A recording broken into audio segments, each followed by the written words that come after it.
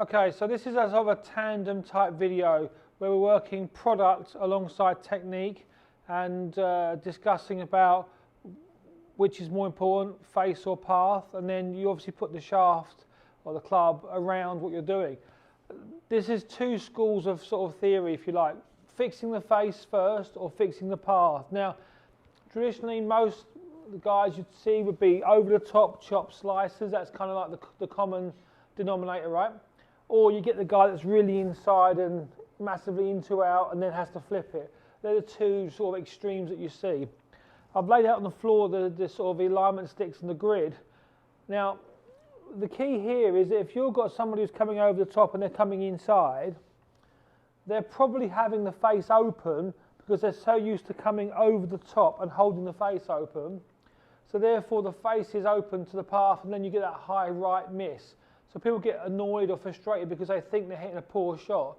It's just that the face is in the wrong position. So again, we look at this, what is square? Square to what is always the discussion. But square to the arc is actually the face looking a bit this way. That toe up scenario is an open face.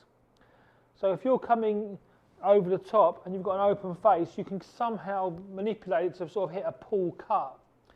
If the face is square and you're coming inside, then you get that perfect cover, what I would call 0-0 type idea. Now, if you're like me, you're coming massively inside, you're always having to sort of release it and almost flip it. Now, I know that we know that inside path with a slightly open face is a push draw, but for the guys that are inside and try to come over the top, you're trying to keep everything neutral so you can keep rotating left. That's the hardest thing for guys that are inside, is to rotate where they're going, if you like, in terms of where the ball needs to go.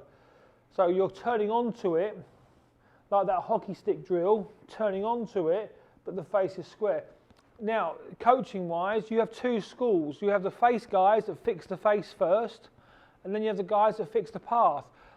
They're both right. It's how you get there. It's like a sat-nav with different routes. As long as you come in from slightly square or inside, and the face is 0, or half degree, 1 degree either side, you're all good. Binary is good. How you do it is of no relevance. Now, shaft. If you get the wrong shaft or the wrong club or the wrong balance point, can that affect how you deliver the club? Absolutely. So if you get someone that's got a massive over the top lunge at it, and they've got a very heavy club, well, what's the opposite of that? Let's go really light and see if we can get you to loop it inside. Because if it's really heavy, guess what? You're going to come over the top. Equally, if you've got someone who's inside with a light club, see if you can get a heavy club to get them to come over the top.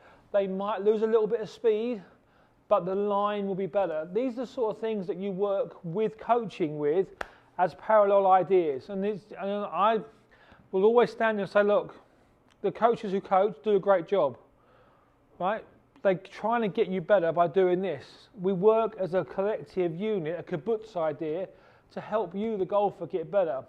But if you're out there doing it on your own and you're trying to do it via YouTube or via some, social media channel, look at the opposite of what's going on and say, look, if I've got this, which is this, what does the opposite do for me?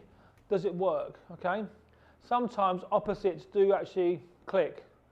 Have a look at it, see what you think. Any questions as ever, give me a call.